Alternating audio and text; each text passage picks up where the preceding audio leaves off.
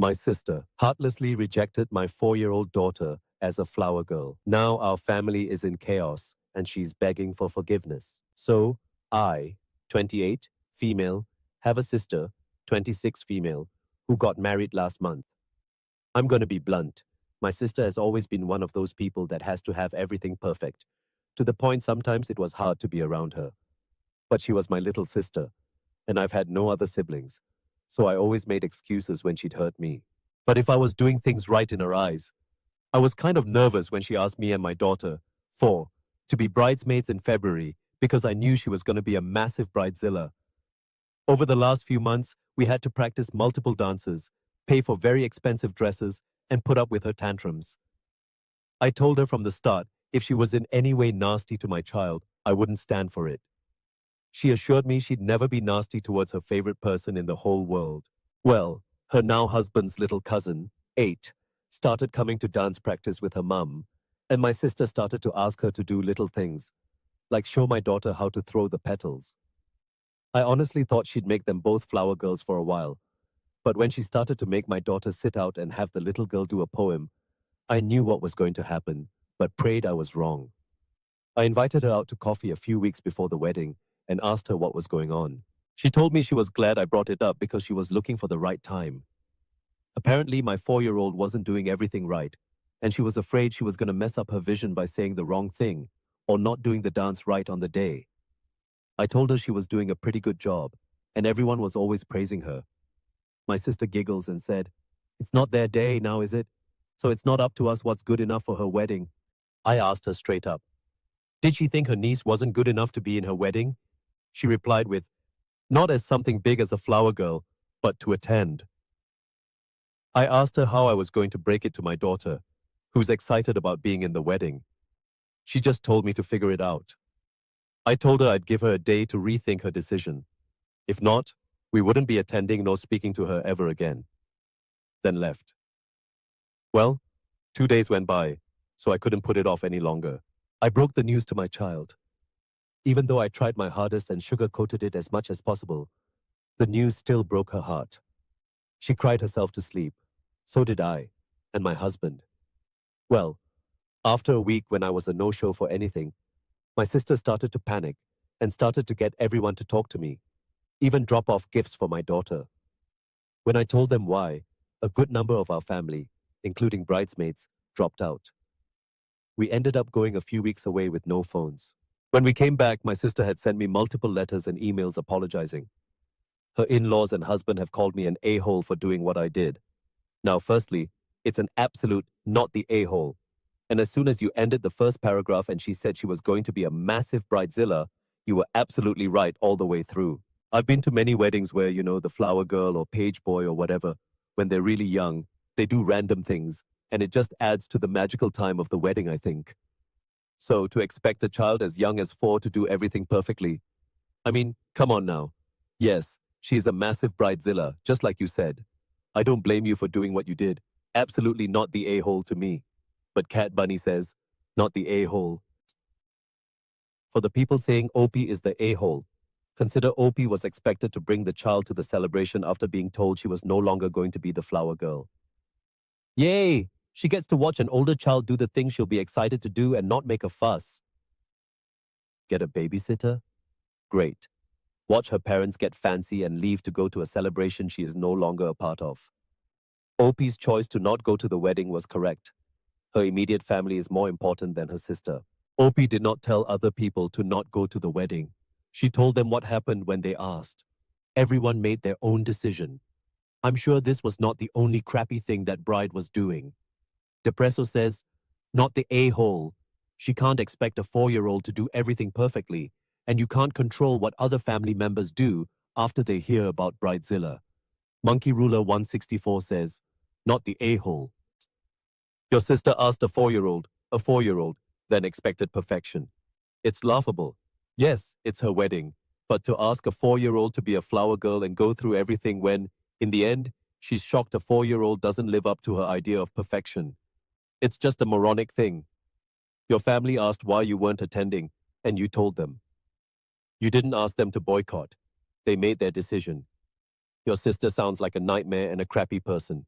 Personally, I think it's cute when little kids go off script during weddings. Calm Front says, not the a-hole. Play stupid games, win stupid prizes. The giggle is what did it for me. Actually giggling at the thought of devastating your niece. Here for the snacks too says, not the a-hole. Normally I would side with the bride since it's her wedding, but in this case, she should have never asked your child to participate if you're going to turn around and crush her spirit. I can't imagine doing that to my 4-year-old niece. And one more from Affectionate Bike 3827 who says, not the a-hole, and remind her your niece wasn't good enough for her vision of a day, so you removed the problem. I don't think your 4-year-old is a problem for what it's worth.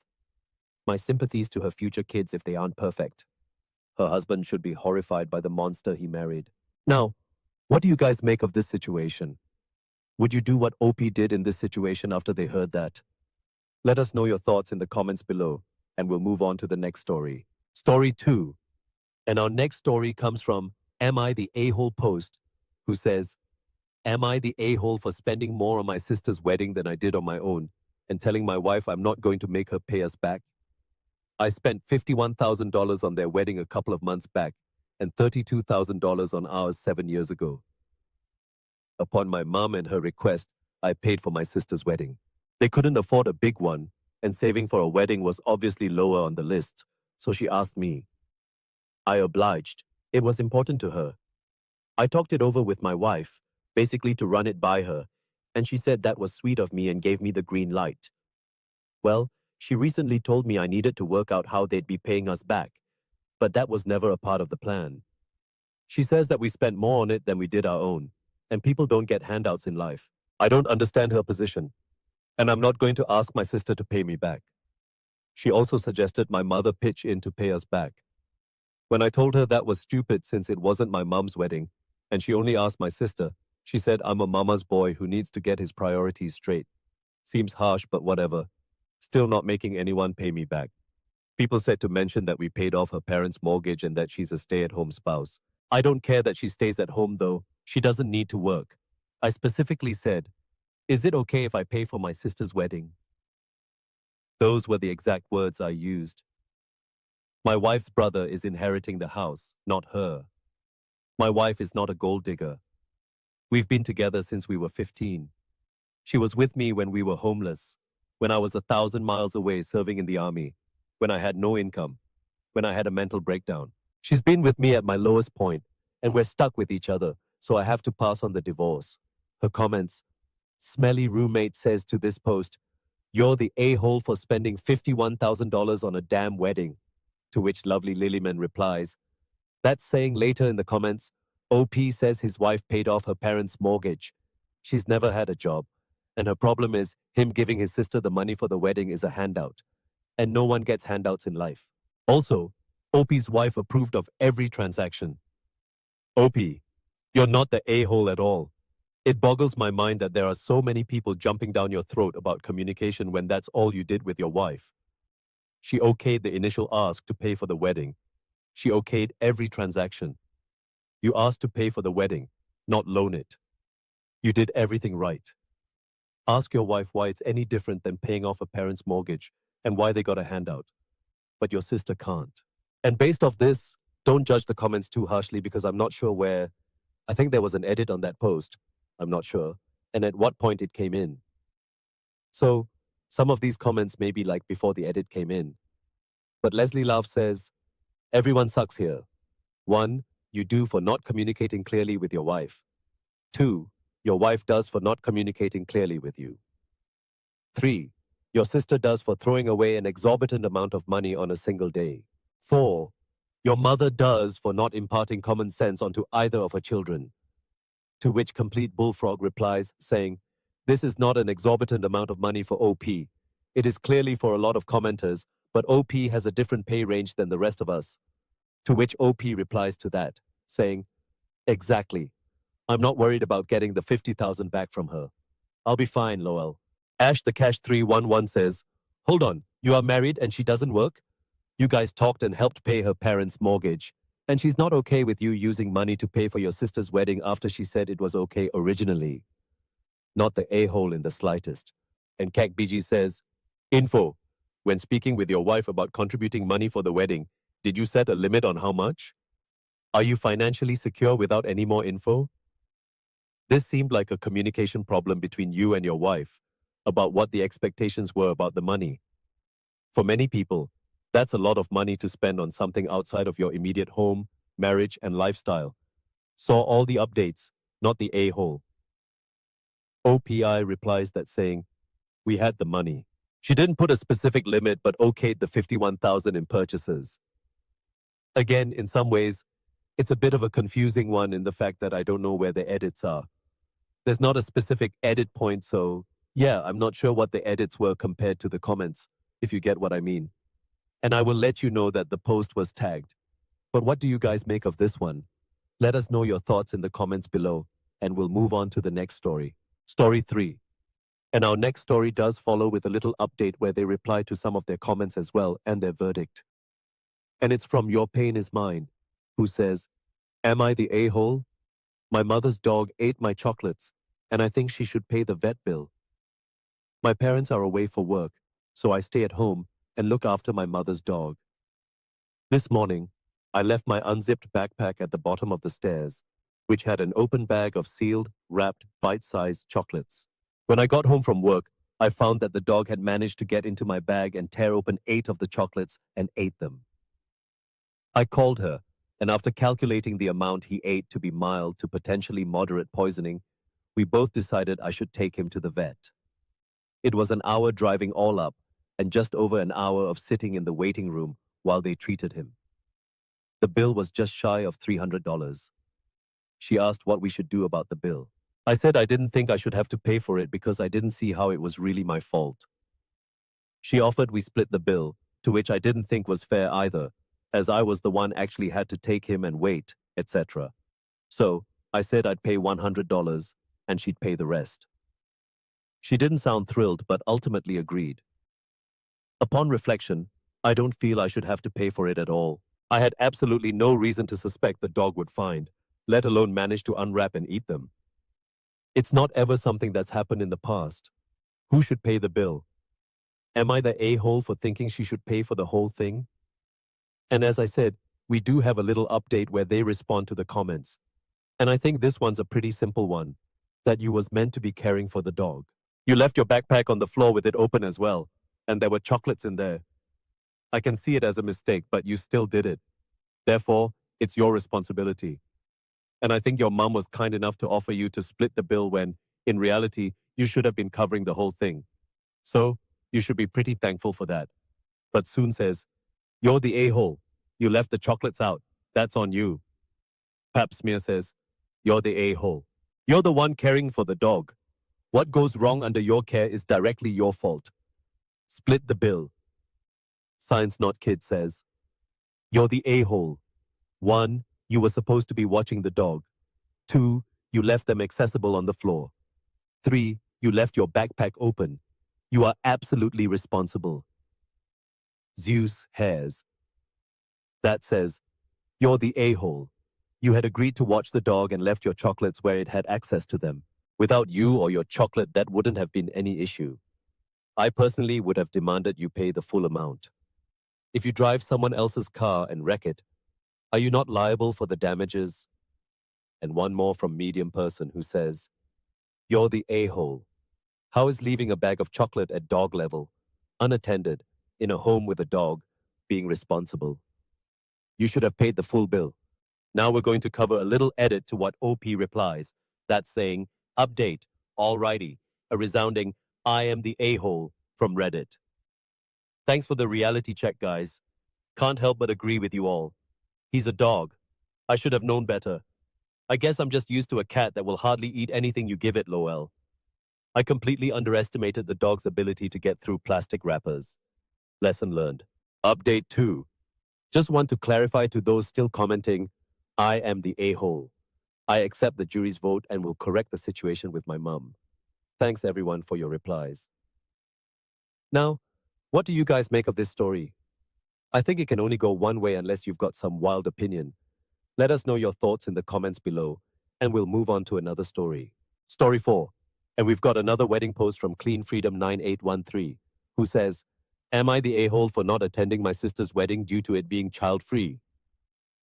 My sister is getting married in a month, and she just announced that her wedding is going to be child-free. I don't mind the idea. My wedding was child-free too, and I'm a believer of child-free weddings in general. But the thing is, I'm a mother of 2 kids. One of them is 2 years old and heavily disabled, and I can't afford to find care for her. The other one is barely a month old. To explain some things, my sister lives 8 hours away, and that's where her wedding will be. She'll rent out hotel rooms for the main family members, parents and siblings of the couple. We'll spend 3 days there. 1 day before the wedding, the day of, and 1 day after. The thing is, the hotel she booked also has a no-kid policy, so anyone in the family with kids should hire a babysitter for those 3 days. I wouldn't mind hiring a babysitter, but it's a last-minute announcement, and in my area, it's nearly impossible to find a babysitter who can care for a special needs child and a newborn. Also, I can't be away for 3 days from my newborn since I have to breastfeed. My husband and I had a discussion that either he or I should stay behind with the kids, and one of us could attend the wedding. I could leave some breast milk in the special bags in the fridge for him to give our newborn if I went to the wedding. We thought that this would be a good compromise. When I told my sister, she got mad, said I'm not thinking of her special day, and demands I find a babysitter and we come as a couple. I asked what's her deal with me attending the wedding alone, and she didn't give a clear explanation. She just said that I'm the a-hole for even daring to think that not attending the wedding as a couple with my husband would be acceptable. I told her I'm sorry for that, but my kids' needs come first. I respect their decisions and rules about the wedding, but it's a last-minute announcement, and I can't find a babysitter right now. I've searched for endless hours, so this solution was my last resort. And since the hotel has a no-kids policy, I can't bring the kids to the hotel at least, so they'd be near in case of need. Then one of the parents stays behind. If they were allowed in the hotel, I wouldn't have trouble finding a babysitter for a few hours, but a whole 3-day weekend is impossible. My parents have told me I'm the a-hole for ruining my sister's wedding, but I can't understand how that would possibly ruin her wedding at all.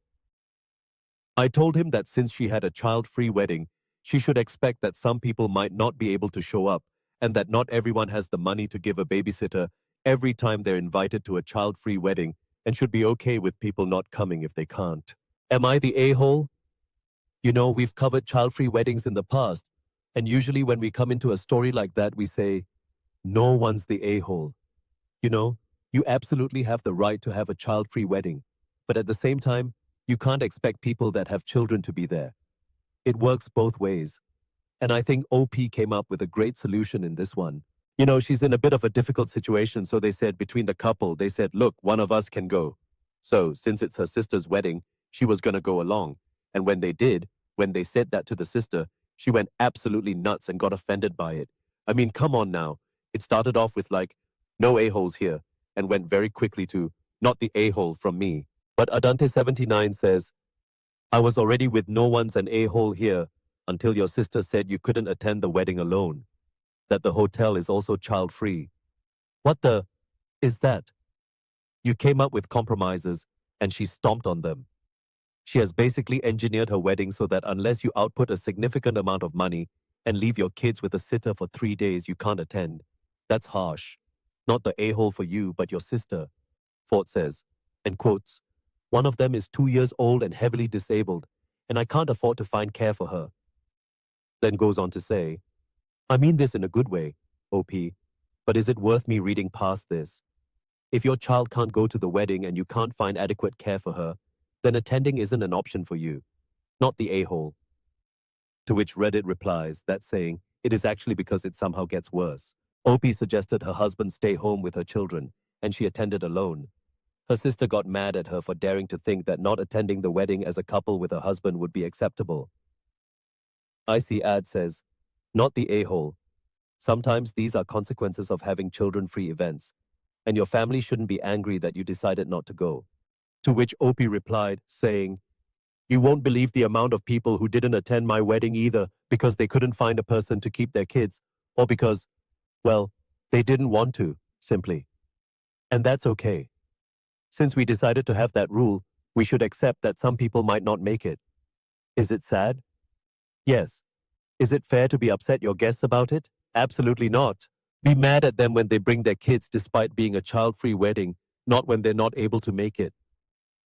And one more from Lopsided Marketing who says, not the a-hole. Sorry you have shitty relatives. Now, what do you guys make of this story? Is there a way around it?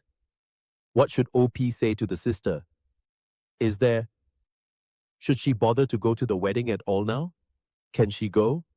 Let us know your thoughts in the comments below, and we'll move on to the next story. Story 5. And our next story comes from Chris Moyne, who says, am I the a-hole? I don't want to pay for a fancy fence.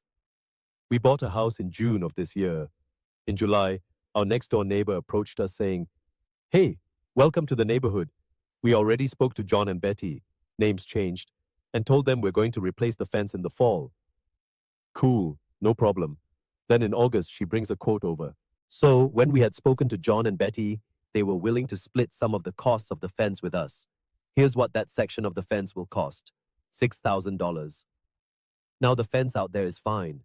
It's a wood picket fence. They're replacing it with a super high-end fence that you see on like a highway divider.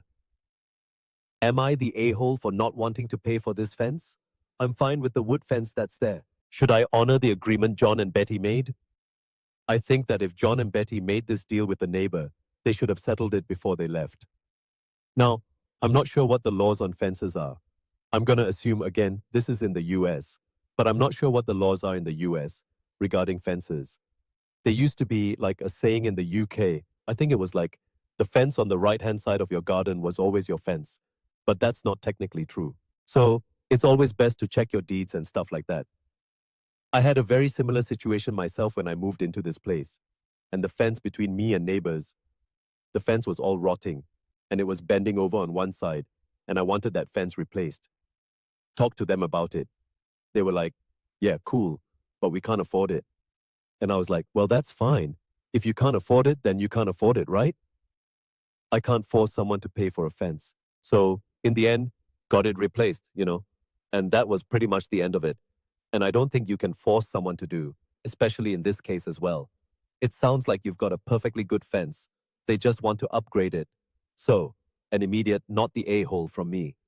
But Max Dog says, John and Betty totally should have told the neighbors that they were backing out of the deal or pay for it. Do not pay for that.